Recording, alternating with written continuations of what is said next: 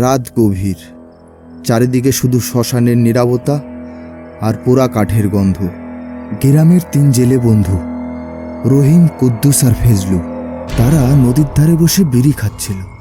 এমন সময় রহিম বলে উঠল, কিরে ফজলু আর কুদ্দুস, তোরা কি জানোস শ্মশানের ওই পুরানো কবরদার নিচে নাকি গুপ্তধন লুকায় রাখছে? দন থাকলে আগে কেউ লুয়ে যেত না? ওরা সব ভিতর ডিম, সব ভয় পায়। সবাই কয় এই কবরে নাকি মরা মানুষ থাকে, ভূত পিশাচ সব আছে। 3 জন একে অপরের দিকে তাকালো, তারপর একসঙ্গে উঠে দাঁড়ালো। চল তাহলে একবার গিয়েই দেখি। এভাবেই তারা 3 জন এগিয়ে গেল শ্মশানের দিকে। কুদ্দুস, কুদালটা ভালো করে ধরে রাখিস, দেখিস থাইকে যাস না আবার। বেশি কথা কইস না, দেখছোস এটা কি? চুপচাপ চল। তারা শ্মশানে এসে পৌঁছালো। চারিদিকে শুকনো পাতার মচমচ শব্দ, হালকা বাতাসও বইছে। কিরে রহিম, এই জায়গা তো কত কবর, ওই পুরন কবর কোনটা? পুরনো কবর কোনটা আমি জানি, আয় আমার পিছে পিছে আয়।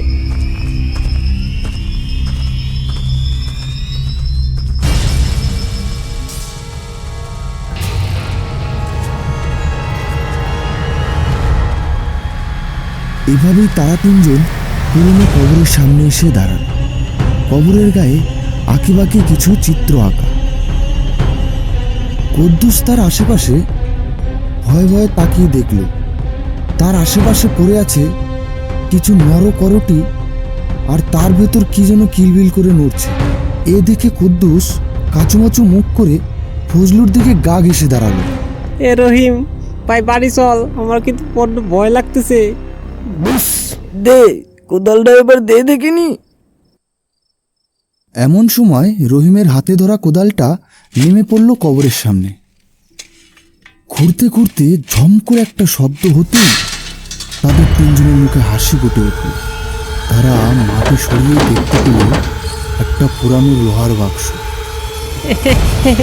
এইটার ভিতরে গুপ্তধন থাকবো, খোল খোল খোল।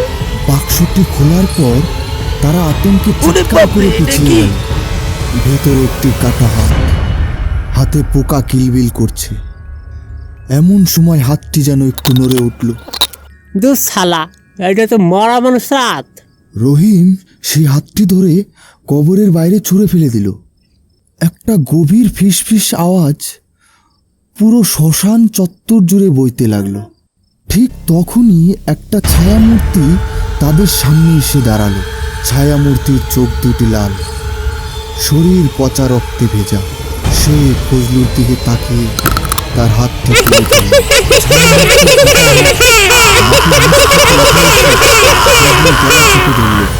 রহিম, কুদ্দুস কুদ্দুস, বাসা বাসা, আমার বাসা। কিন্তু মুহূর্তের মধ্যেই হাতটাকে মাটির নিচে টেনে নিল। একগাদা রক্ত ছিটকে চারপাশ রাঙা হয়ে গেল। এই দেখে কুদ্দুস আতঙ্কে পালানোর চেষ্টা করল। ঠিক তখনই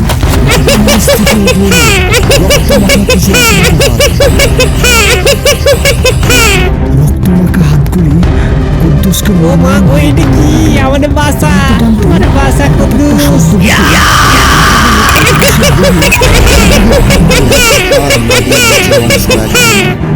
মাথা আর বুক অন্যদিকে।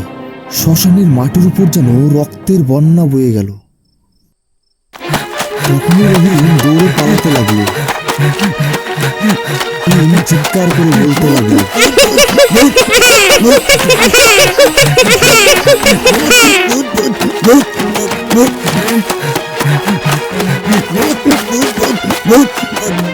গ্রামে ঢুকেই রহিম চিৎকার করে বলতে লাগলো,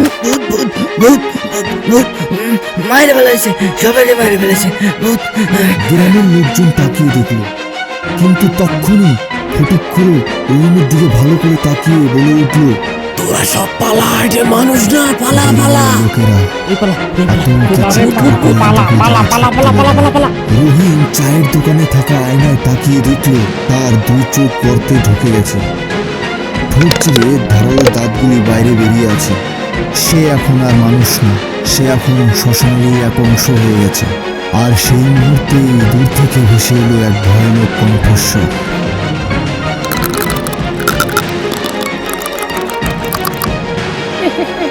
আমার হাত নষ্ট করছিস এখন তুই হবে আমার নতুন হাত